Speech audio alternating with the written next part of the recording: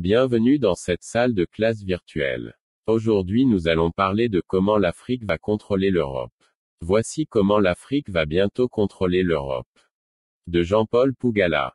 Le germano-américain Henry Kissinger, conseiller à la défense nationale du président américain Richard Nixon de 1969 à 1975 et secrétaire d'État de 1973 à 1977 avait déclaré: qui a le contrôle sur le pétrole, contrôle l'économie. Qui a le contrôle sur les céréales, contrôle le monde. Parenthèse ouvrante. Parenthèse fermante. A.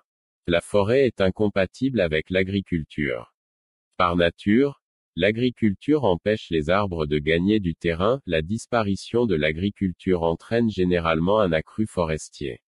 Dans les pays nordiques, le problème est la forêt, c'est la perte d'espace non boisé, récite à la page 58 le rapport de l'OCDE 2009 de 82 pages intitulé « La conversion des terres agricoles pour justifier le financement par l'Union européenne pour détruire la forêt afin de passer à l'agriculture dans la région de l'Abolan ».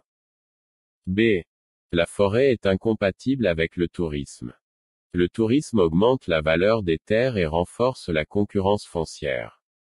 Il a pour avantage de multiplier les sources de revenus non agricoles, en particulier avec l'agrotourisme, et d'accroître la demande de produits alimentaires locaux.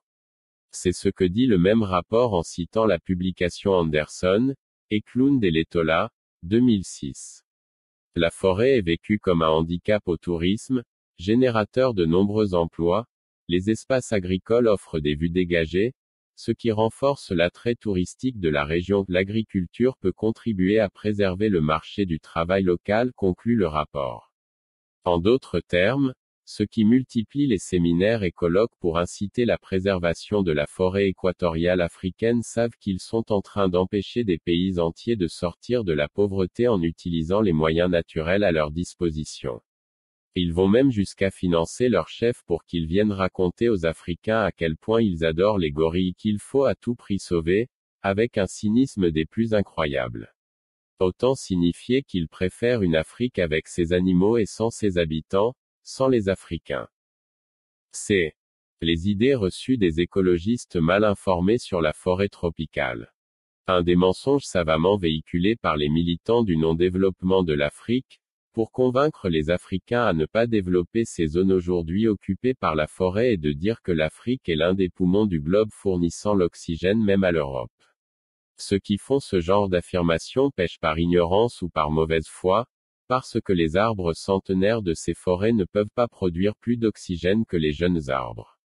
Ceci tout simplement parce que, sur le plan scientifique, il a été prouvé qu'un arbre centenaire, comme tout vieillard, produit moins d'oxygène qu'il n'en consomme. De plus, un arbre centenaire fait un grand ombrage autour de lui, empêchant la croissance de toute autre plante en dessous de lui, ce qui veut dire qu'il est 2 fois nuisible.